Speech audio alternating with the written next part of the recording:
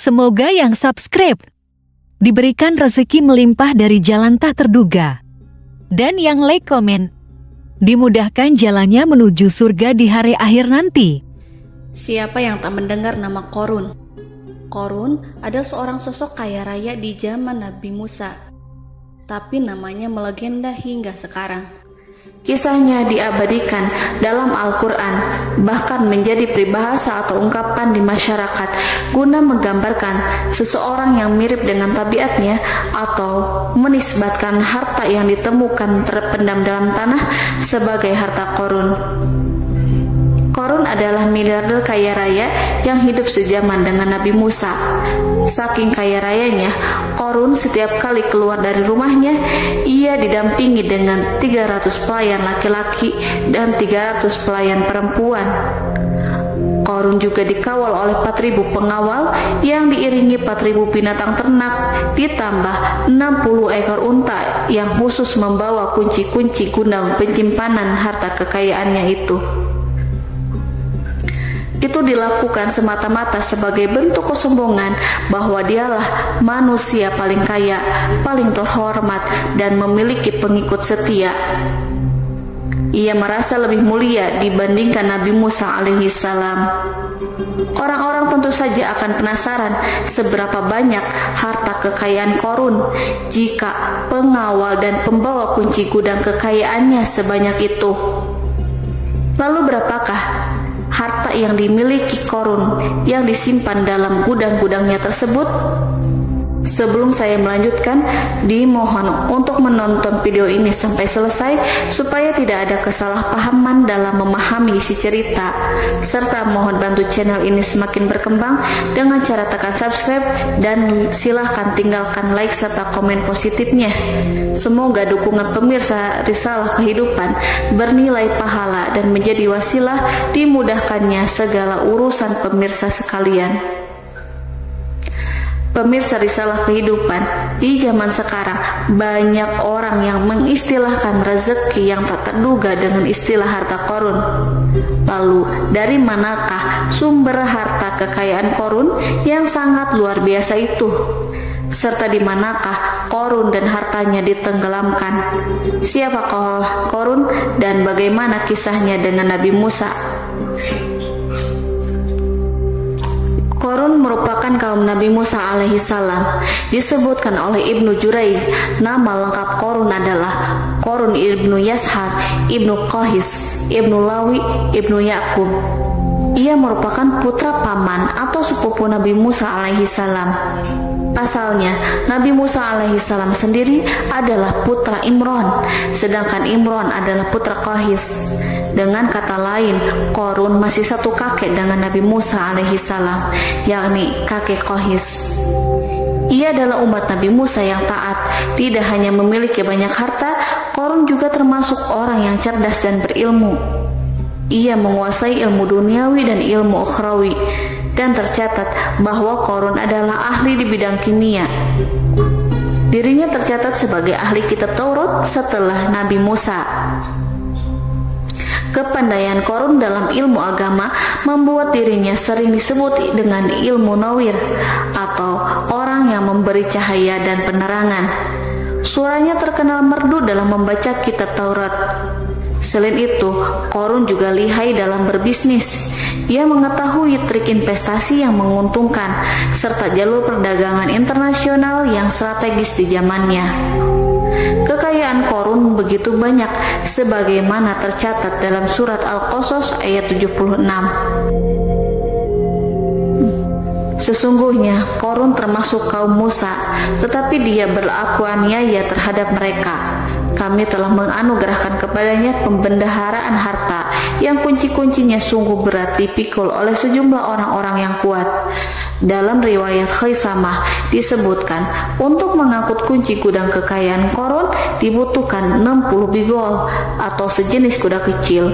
Ukuran kuncinya sebesar jari, bahannya terbuat dari kulit dan setiap kunci digunakan untuk satu gudang. Maka keluarlah Qorun kepada kaumnya dalam kemegahannya. Para ulama tafsir menjelaskan, Korun keluar dengan baju mewah diiringi dengan 300 gadis berbaju merah dan 4.000 kendaraan kuda. Tak heran iring-iringan Korun itu mengundang decak kagum mereka yang gandrung terhadap harta kekayaan. Sebagaimana yang terekam dalam Al-Quran, moga-moga kiranya kita mempunyai seperti apa yang telah diberikan kepada Korun. Sesungguhnya ia benar-benar mempunyai keberuntungan yang besar. Quran Surat Al-Qasas ayat 79. Namun tak sedikit kaumnya yang mengingatkan, dan ingatlah ketika kaumnya berkata, janganlah engkau terlalu bangga. Sesungguhnya Allah tidak menyukai orang-orang yang terlalu membanggakan diri atau disebut farihin. Sebagian ulama menafsirkan istilah farihin di sana juga berarti takabur atau zolim, berbuat kerusakan, arogan, dan tidak mau bersyukur terhadap nikmat. Korun dikisahkan memiliki ribuan gudang yang berisikan emas dan perak. Bila keluar rumah, Korun selalu berpakaian mewah dan dikawal oleh 600 pelayan. Ia diiringi 4.000 ekor kuda dan 60 ekor unta yang membawa kunci-kunci gudang kekayaannya. Namun sayang seribu sayang, Korun kemudian membangkang pada Nabi Musa dan menjadi pengikut setia Fir'aun. Mengenai dari mana asal-usul kekayaan Korun, ada beberapa riwayat yang memberitakan tentang asal-usul kekayaan Korun tersebut. Sumber pertama menyebutkan bahwa jauh sebelum memiliki kekayaan, Korun hanyalah seorang lelaki miskin yang tidak mampu menafkahi keluarganya sendiri. Anaknya sangat banyak. Lalu suatu hari ketika Korun datang kepada Nabi Musa, ia meminta Nabi Musa alaihissalam untuk mendoakannya agar Allah memberikan harta benda yang banyak. Korun juga meminta Nabi Musa mengajarinya ilmu kimia dan ilmu-ilmu kehidupan lainnya. Korun dikenal sebagai orang yang soleh dan mengikuti ajaran Ibrahim dengan baik, sehingga tanpa pikir panjang Nabi Musa alaihissalam menyetujui permintaannya. Allah Subhanahu wa Ta'ala mengabulkan doa Nabi Musa. Korun diberikan kecerdasan luar biasa dan menguasai ilmu yang telah diajarkan kepadanya. Korun menguasai teori dan praktik pembuatan emas permata dan beragam perhiasan mewah lainnya. Ia juga pakar dalam ilmu arsitektur, rancangan bangunan, penataan kota, dan lain sebagainya. Tidak lama setelah itu, hidupnya berubah. Korun pun hidup dengan bergelimbang harta. Ribuan gudang yang dimilikinya penuh dengan emas dan perak.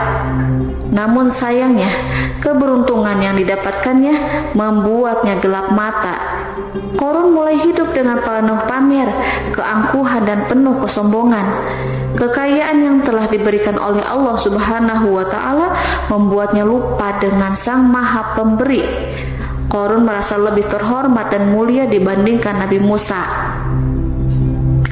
Ia pun akhirnya membelot dan durhaka pada Nabi Musa. Ia mengingkari janji-janjinya dahulu dan beralih menjadi pengikut Fir'aun yang setia. Loyalitas Korun terhadap Fir'aun membuatnya diangkat menjadi kepala mandor yang membawahi ribuan pekerja. Dikisahkan bahwa Korun bersikap semena-mena terhadap para pekerja. Ia tega memotong upah mereka. Ia melakukan korupsi demi membangun istana dan kemegahannya sendiri, dan untuk membangun gudang-gudang penyimpanan harta yang telah ia kumpulkan jauh-jauh hari.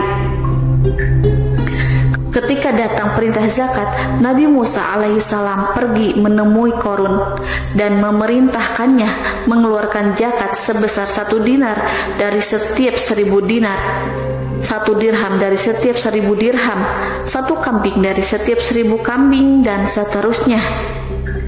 Setelah Korun menghitung seluruh hartanya, ternyata jumlah zakatnya sangat besar. Kekikirannya pun mulai menghalangi hatinya untuk mengeluarkan zakat. Korun enggan membayar zakat ketika Nabi Musa alaihissalam menagih zakat yang diperintahkan oleh Allah untuk ditunaikannya. Ketika Korun diminta zakat, ia langsung marah dan tidak memberikan sedikit pun kekayaannya. Dia berpikir bahwa harta kekayaan yang dimilikinya didapat dari hasil kerja dan usahanya sendiri, dan tidak ada kaitannya dengan siapapun, termasuk Allah Subhanahu wa Ta'ala. Janji Qorun untuk lebih taat beribadah dan membantu sesama jika diberi kekayaan oleh Allah dilupakannya. Dia mempergunakan kekayaannya tersebut dalam kesesatan, kezaliman, dan permusuhan, sehingga membuatnya menjadi sombong dan terlena. Orang-orang beriman pada masa itu sering menasehati Qorun untuk bersyukur atas nikmat yang Allah berikan kepadanya, tetapi dia tidak mengindahkan nasihat tersebut. Dari sikapnya tersebut sudah jelas bahwa Qorun tidak membutuhkan nasihat kebenaran, bahkan merasa tidak takut dengan ancaman Allah, sebab Qorun merasa sudah memiliki segalanya. Qorun merasa dirinya hebat dan pintar serta punya banyak pengikut setia, punya banyak pengawal dan merasa aman karena dekat dengan Raja Fir'aun. Qorun berkata, "Sesungguhnya aku mendapatkan harta ini karena ilmu yang ada padaku." Qorun sangat sombong. Ia merasa hartanya didapatkannya sendiri tanpa campur tangan dan kehendak Zat yang Maha Kaya, yakni Allah Subhanahu wa Ta'ala. Apakah Qorun lupa ataukah ia tidak tahu bahwa Allah telah membinasakan orang-orang sombong sebelumnya, yang bahkan lebih kuat darinya, yang lebih kaya darinya, yang lebih banyak pengawalannya, lebih kokoh dan tak terkalahkan dibanding dirinya? Karena terdorong sifat kikir dan angkuh, maka Qorun membuat rencana untuk melakukan tipu daya agar dia terlepas dari kewajiban membayar zakat. Dia ingin menjatuhkan nama baik dan citra baik Nabi Musa alaihissalam. Kemudian dia mengumpulkan tokoh-tokoh konglomerat Bani Israel. Ia berkata kepada mereka, "Wahai saudara-saudaraku, terhadap apa yang diperintahkan Musa untuk membayar zakat, apakah kalian akan mematuhinya? Sekarang dia hendak mengambil harta yang ada di tangan kalian, maka pikirkanlah suatu cara untuk menghindari perintahnya." Para pembesar-pembesar yang dipanggil kemudian menjawab, "Wahai paduka Qorun, engkau lebih besar daripada kami.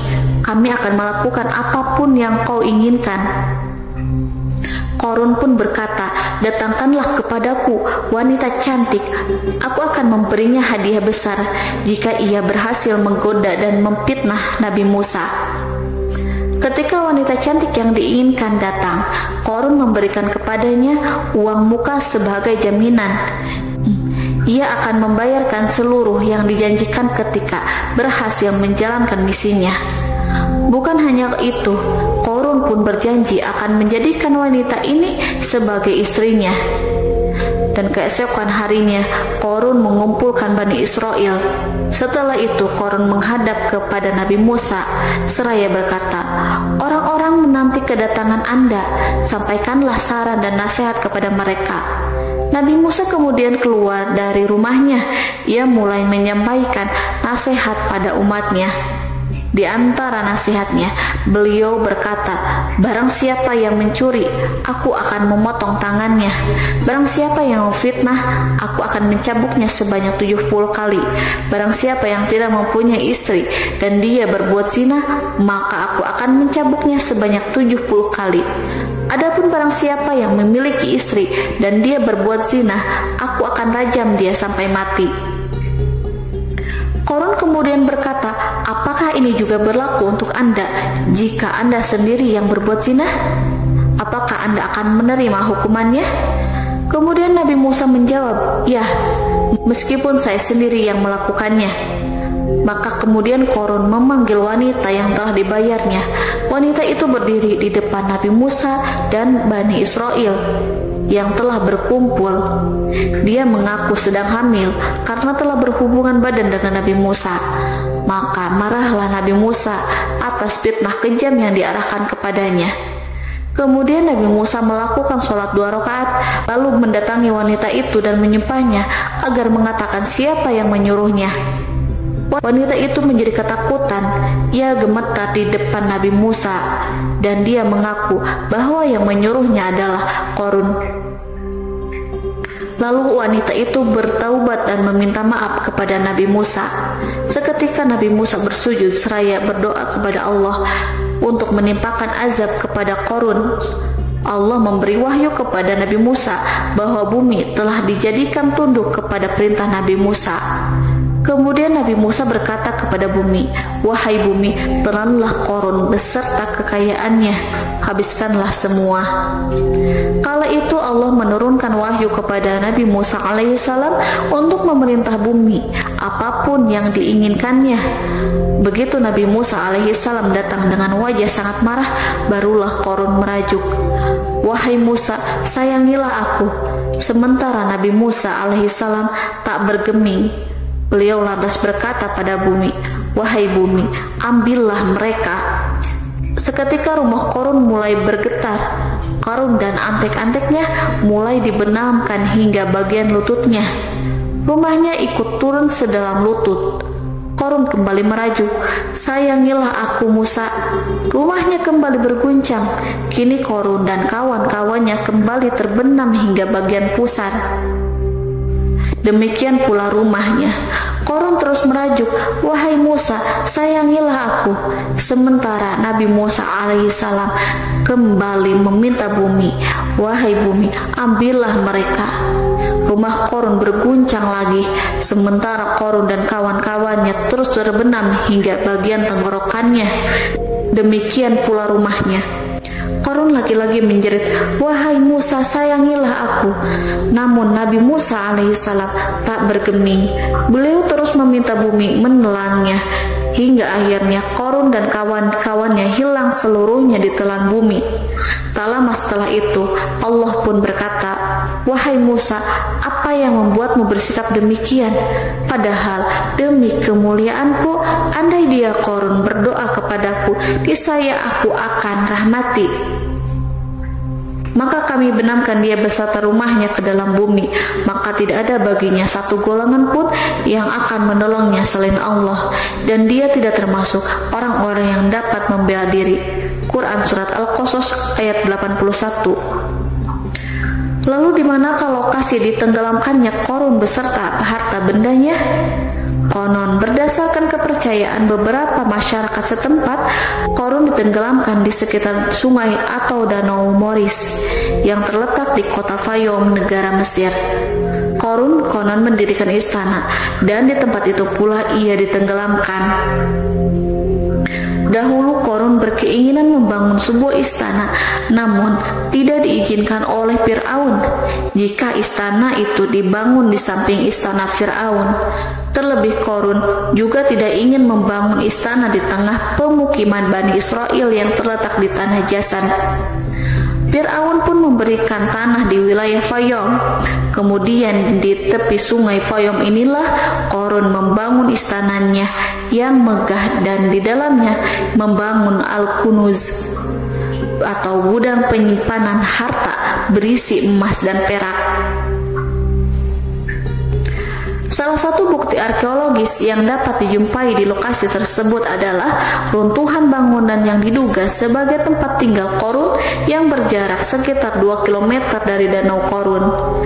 Menurut beberapa sumber, bangunan yang masih berdiri kokoh tersebut adalah benteng yang dibangun oleh Qarun. Namun, ada juga yang mengatakan bahwa bangunan tersebut adalah tempat tinggalnya. Wallahu a'lam bishawab.